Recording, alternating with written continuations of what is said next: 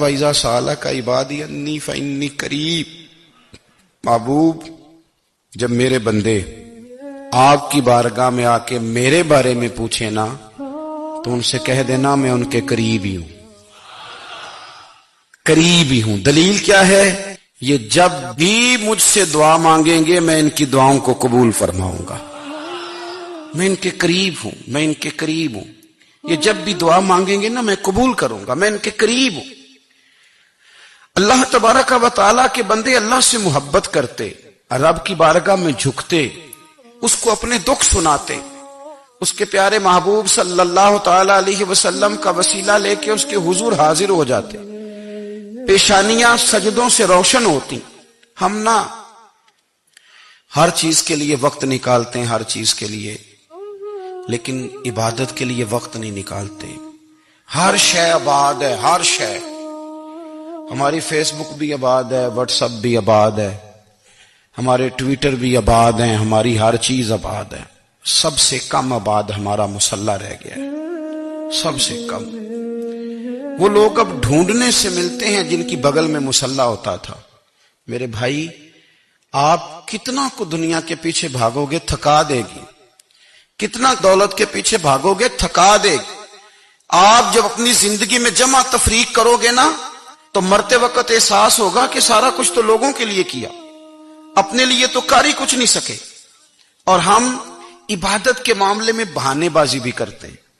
ہم کہتے ہیں اوہو رزق کمانا بھی تو عبادت ہی ہے نا، تو میں حلال روزی کے لیے جا رہا ہوں، یہ بھی تو عبادت ہے نا۔ میری طرح کے لوگ کہہ دیتے ہیں کہ میں سویرے اٹھ کے مدرسے میں کچھ اسباق دیکھتا ہوں تو یہ بھی تو عبادت ہے، میں بیان کرنے کے لیے مطالعہ کرتا ہوں تو یہ بھی تو عبادت ہے نا، اتنے لمبے سفر کر کے ملک میں دنیا میں گھومتا ہوں تو یہ بھی تو میں عبادت ہی کر رہا ہوں۔ اب اسپیشل نفلوں کے لیے وقت کس طرح نکلے، اسپیشل کر کے تسبیح میں کیسے چلاؤں، میں سارا کچھ ہم بہانے بنا لیتے ہیں نا۔ میرا سوال یہ ہے کہ یہ ساری باتیں صحابہ کو، نبی کریم کو، دیگر لوگوں کو بھی تو پتہ تھی نا، لیکن آپ غور تو کریں 23 سال حضور کو وقت ملا، مختصر وقت ظاہراً تبلیغ کرنے کے لیے، پوری دنیا میں دین بھی پھیلانا ہے۔ گھر میں 11 ازواج ہیں، 4 بیٹیاں ہیں، ان کی اولادیں، سارے کام کاج بھی دیکھنے، لیکن سیدہ طیبہ طاہرہ حضرت عائشہ صدیقہ رضی اللہ تعالیٰ عنہ فرماتی ہیں سارا دن تبلیغ کرتے، ہر غلام کے دکھ سنتے، گھر میں آتے تو اپنے گھر والوں کا خیال کرتے، کام میں ہمارا ہاتھ بٹاتے۔ قربان جاؤں، کہتی ہیں زمانہ سارا سو جاتا لیکن آمنہ کے لال مصلی بچھا لیتے۔ دنیا سو گئی، ساری سب سو گئے، جو خدام تھے، وہ جو غلام تھے وہ سو گئے۔ صحیح مسلم نے لفظ ملیں گے، سیدہ پاک فرماتی ہیں او میرے نبی کے غلاموں، میں نے یہ رنگ بھی دیکھا ہے کہ حضور نے اتنا کھڑے رہے، اتنا قیام کیا، اتنا قیام کیا کہ مقدس پیروں میں ورم آ گئے، سوج گئے پیر۔ اتنے بڑے دل پہ ہاتھ رکھ کے نہیں بتا سکتا کہ میرے کبھی نماز میں پیر سوج گئے، کوئی نہیں بتا سکتا۔ بچوں کی روٹی کماتے تھک گئے بات الگ ہے، ہم سیر کرنے گئے تو تھک گئے بات الگ ہے، لیکن عبادت میں یہ بھی تو مسلم شریف ہے نا، یہ بھی تو دین ہے نا، یہ بھی تو حضور کی سنت ہے، یہ بھی تو وہ چیز ہے جو کریم کی آنکھوں کی ٹھنڈک ہے۔ سیدہ فرماتی ہیں پیروں میں ورم آ گئے، اور ساری رات ہی حضور نے نماز پڑھی اور ایک ہی آیت بار بار دہرائی۔ مسجد نبوی میں بلال حبشی نے فجر کی اذان دے دی اور حضور ابھی مصلی پہ تھے، کریم فارغ ہوئے، میں نے عرض کی یا رسول اللہ صلی اللہ علیہ وسلم آپ کے تو صدقے اللہ اگلے پچھلوں کے گناہ معاف کرے گا، تو آپ اتنی آہوزاری کیوں فرماتے ہیں؟ آپ تو شفیع ہیں، آپ تو انبیاء کے امام ہیں۔ تو حضور نے فرمایا عائشہ تم نے گنوایا ہے نا میرے اللہ کی مجھ پر کتنی رحمت ہے، افلا اکون عبدا شکورا، فرمایا اگر اس نے اتنی نعمتیں دی ہیں تو کیا میں اس کا شکر گزار بندہ نہ بنوں، میں شکر گزار بندہ نہ بنوں اس کا؟ پھر اگر اتنی نعمتیں اس نے دی ہیں، مجھے اتنا نوازا ہے، تو پھر میں اس کے سامنے سجدے نہ کروں؟ او میرے بھائی، بڑے قابل فخر لوگ ہیں ہم کہ ہم نبی پاک کے غلام ہیں، ہم قابل فخر ہیں کہ نبی کریم کے غلام ہیں، کیا کبھی اس غلامی کے شکرانے میں بھی 2 نفل پڑھے کہ یا اللہ تیرا شکر ہے تو نے ہمیں حضور کا غلام بنایا ہے؟ یاد رکھیں کہ اپنی روحانی زندگی کو آباد کریں، استغفار پڑھیں، تسبیحات کریں۔ حضرت عبداللہ ابن عمر رضی اللہ تعالیٰ عنہ حضرت عمر کے صاحبزادے ہیں، مکہ مکرمہ میں ان کی قبر ہے۔ میں نے جب انہیں پڑھا تو مجھے ان سے بڑا پیار ہو گیا، لیکن آپ کو پتہ ہے وہاں جا کے کسی شخص کا مزار تلاش کرنا یا پوچھنا ایک مشکل کام ہوتا ہے۔ تو ایک دفعہ میں مکہ شریف میں حاضر تھا تو ایک گاڑی والا ڈرائیور مجھے کہنے لگا کہ مولانا میں آپ کو جانتا ہوں، مجھے آپ سے محبت ہے، ایک بات بتاؤں آپ کو۔ میں نے کہا بتاؤ۔ کہنے لگے حضرت عبداللہ ابن عمر کی قبر دیکھنی ہے۔ میں نے کہا یہ تو نہیں کہہ رہا، یہ کسی نے بندوبست کرایا ہے، یہ اللہ نے تیرے دل میں بات ڈالی ہے، یہ ہو گیا، تو لے چل مجھے۔ حضرت عبداللہ ابن عمر کو نبی پاک نے فرمایا تھا راجل صالح، یہ نیک بندہ ہے، یہ متقی آدمی۔ حضرت عبداللہ ابن عمر رضی اللہ تعالیٰ عنہ سیدنا فاروق اعظم رضی اللہ تعالیٰ عنہ کے صاحبزادے ہیں، اور ان کی ہمشیرہ سیدہ حفصہ رضی اللہ تعالیٰ عنہ حضور کی زوجہ محترمہ۔ ایک دن اپنی ہمشیرہ سے کہنے لگے کہ نبی کریم صلی اللہ تعالیٰ علیہ وسلم گھر میں آئے نا، اور اگر حضور غم امت میں پریشان نہ ہوں، طبیعت کو حشاش بشاش دیکھو، تو ذرا پوچھنا تو صحیح حضور کا میرے بارے میں کیا خیال ہے، پوچھنا تو صحیح کہ کریم کی بارگاہ میں میرا کیا مقام ہے، میرے بارے میں حضور کیا فرماتے ہیں۔ اب بہن کو کام بتائے، اور بتائے بھی بھائی، اور پھر بہن وہ کام نہ کرے، یہ تاریخ میں ہوتا نہیں۔ حضرت عمر فاروق رضی اللہ تعالیٰ عنہ کی صاحبزادی ام المومنین رضی اللہ تعالیٰ عنہ فرماتی ہیں کہ میں تو بس منتظر تھی، انہوں نے تو کہا تھا نا کہ اگر تم حشاش بشاش دیکھو تو بات کرنا، لیکن حضور تشریف لائے، میری باری تھی، میرے گھر تشریف لائے، کھانا پیش کیا تو فوراً میں نے عرض کی حضور ایک بات پوچھنی تھی۔ تو حضور نے فرمایا پوچھئے۔ میں نے عرض کی حضور میرے بھائی عبداللہ ابن عمر کے بارے میں آپ کا کیا خیال ہے؟ نوجوانوں میری بات پہ غور کرنا، میرے بھائی کے بارے میں آپ کا کیا خیال ہے؟ تو نبی کریم صلی اللہ تعالی علیہ وآلہ وسلم نے میری طرف دیکھا، اور پھر حضور زیر لب تھوڑا مسکرائے، اور بریلی کے امام کہتے ہیں کہ حضور مسکرا دیتے تھے نا تو جو بڑا دکھی ہوتا تھا وہ بھی ہنس پڑتا تھا۔ اب سوال پیدا ہوتا تھا کہ پھر تو اس مسکراہٹ کے لیے انتظار کرنا پڑتا ہوگا کئی مہینے کہ حضور مسکرائیں تو رونے والے ہنسیں، تو اعلیٰ حضرت فرماتے نہیں، انتظار نہیں کرنا پڑتا، یہ مسکراتے رہنا تو حضور کی عادت ہے۔ جس کی تسکین سے روتے ہوئے ہنس پڑے، اس تبسم کی عادت پہ لاکھوں سلام۔ یعنی یہ تو عادت ہے حضور کی مسکراتے رہنا، اس کے لیے انتظار نہیں کرنا پڑتا۔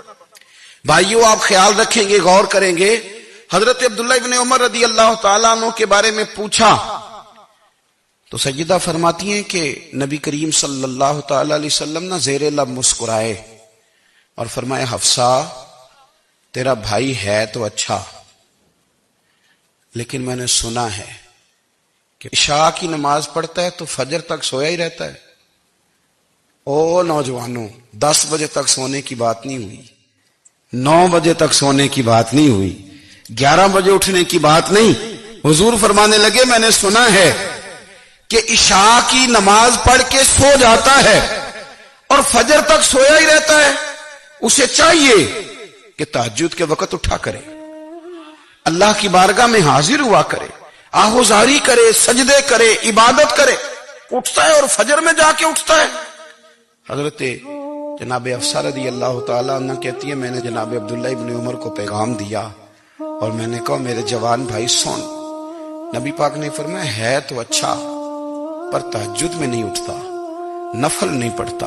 او میری ملت کے جوانوں، مزہ نہیں آ جاتا جب ساری دنیا سوئی ہو، ساری دنیا، اور بستر بھی گرم ہو اور نیند بھی پورا غلبہ کر رہی ہو، اور اچانک گھنٹی بجے دماغ میں، آنکھ کھلے، گھڑی پہ نظر پڑے، 3:30 4 بجے کا پیغام گھڑی بتائے، اور کوئی چڑھتی جوانی والا اٹھ کے وضو کرے، اور جب وہ مصلی کھول کے بچھائے تو مدینے والے محبوب کہتے ہیں کہ ہر نماز پہ رب ثواب دیتا ہے، اور جو اٹھ کے تہجد کی نماز پڑھے اسے دیکھ کے تو رب مسکراتا ہے، جو اس کی شان کے لائق ہے، جو اس کی شان کے لائق، وہ مسکراتا ہے، خوش ہوتا ہے کہ میرا بندہ تہجد میں اٹھ گیا، وہ مسکراتا ہے۔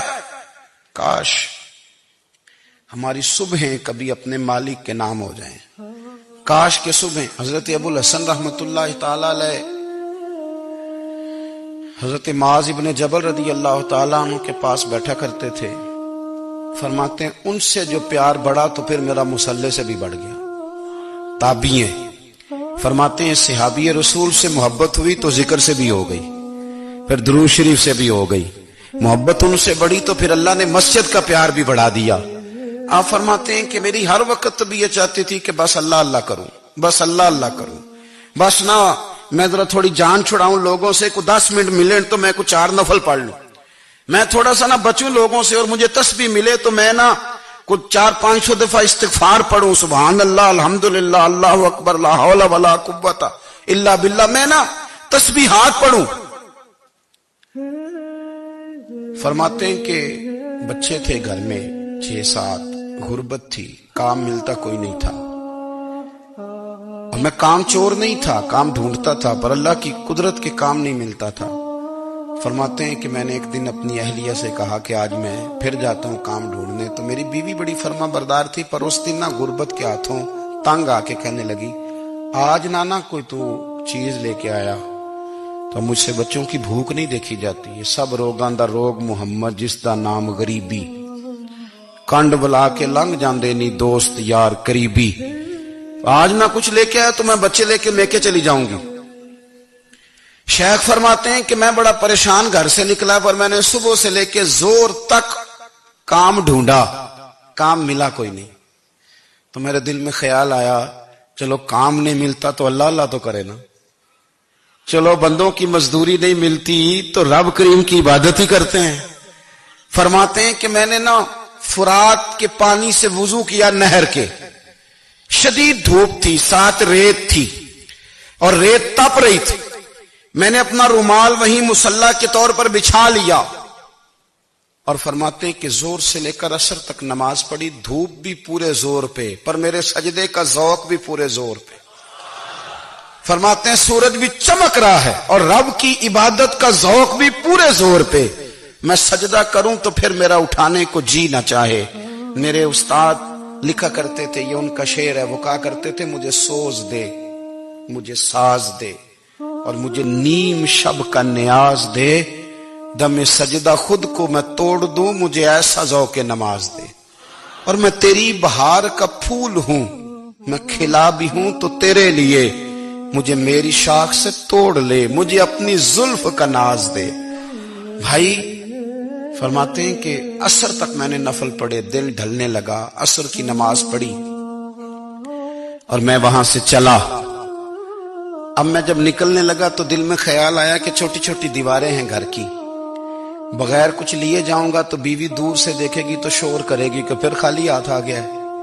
کہتے میں نے اپنے اسی رومال میں جس پہ میں نے نماز پڑھی تھی نا، رومال میں کی آخی دے پنجابی جو صافہ کہتے ہیں، اسی میں نا میں نے کچھ ریت بھر لی کہ وہ دور سے دیکھے گی تو سمجھے گی کچھ لے کے آیا ہے، چلو جا کے اسے بتا دوں گا کہ آج پھر مزدوری نہیں ملی۔ کہتے ہیں وہ ریت لے کر جب میں گھر میں گیا تو پہلے بیوی دروازے پہ کھڑی ہوتی تھی، پوچھتی تھی خالی ہاتھ آ گئے ہو؟ آج میں نے دیکھا تو ہے ہی کوئی نہیں۔ فرماتے ہیں میں اندر داخل ہوا، سلام لیے، کونے میں نے وہ رومال رکھ دیا اور میں نے آواز دی کہ بھلی مانس کہاں ہو؟ تو وہ کہنے لگی آپ منہ ہاتھ دھو لیں، میں روٹی لے کے آئی۔ میں نے کہا روٹی کہاں سے آ گئی؟ یہاں تو کئی دنوں کے فاقے، تو کئی دنوں کی غربت ہے، یہاں تو اس گھر میں تو فقیری ہے۔ فرماتے ہیں کہ وہ روٹی لے کے آئی اور اس وقت کی جو موجودہ نعمتیں تھیں، سمجھ لیں سلاد، اچار، ہر چیز ساتھ لائی۔ میں نے کہا کہ بچے کہاں گئے؟ کہنے لگی وہ کھانا کھا کے کھیلنے گئے، آپ کھانا کھا لیں آ جاتے۔ کھانا اس نے چن دیا۔ میں نے حیرت انگیز لہجے میں ساری نعمتیں اپنے دسترخوان پہ دیکھ کر کے بیوی سے پوچھا یہ کہاں سے آیا کھانا؟ بچوں کو تو نے کہاں سے کھانا کھلایا؟ یہ سارا کچھ کیسا ہے؟ کہنے لگی پتہ نہیں آج آپ کس کریم کی مزدوری کرنے چلے گئے تھے، پتہ نہیں کس کریم کی، میرے گھر میں تو اتنی نعمتیں آئی ہیں کہ مجھ سے سنبھالی نہیں جا رہی، اتنا اناج ہے، اتنا گندم ہے، کس کریم کے دروازے آج چلے گئے تھے؟ یہ کہتے کہتے وہ اٹھی اور اٹھ کر کے کہنے لگی پہلے ہی بڑا کچھ آیا تھا، اب کیا لے آئے ہو؟ اور جا کر کے نا اس نے وہ ریت والا رومال کھولا، کہنے لگے میں تو لے کے آیا تھا ریت، تو میرے رب نے اسے بھی سونے اور ہیرے بنا دیا تھا۔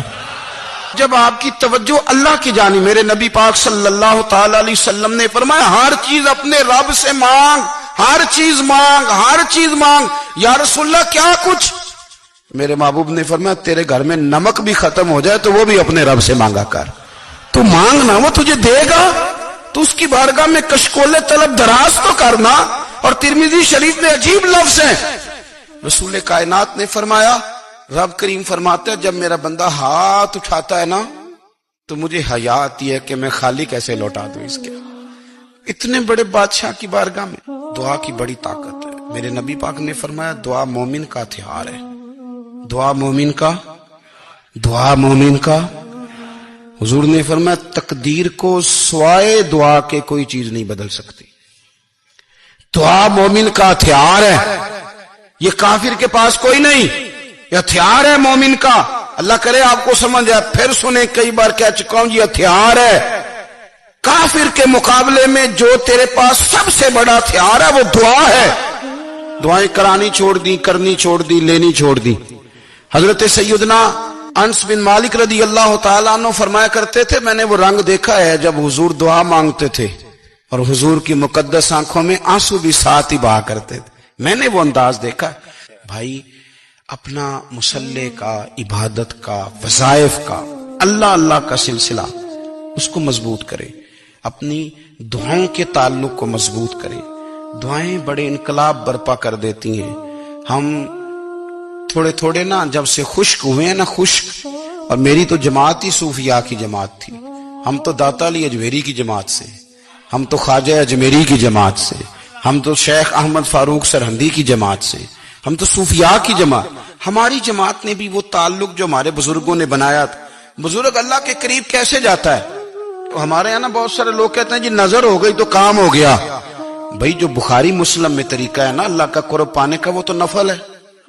نبی کریم علیہ الصلوۃ والسلام نے فرمایا بندہ نفلوں کے ذریعے رب کے قریب جاتا ہے، اور اتنا قریب جاتا ہے کہ پھر اللہ اس کی زبان بن جاتا ہے، اللہ اس کی آنکھیں بن جاتا ہے، کان بن جاتا ہے، ہاتھ اور پیر بن جاتا ہے۔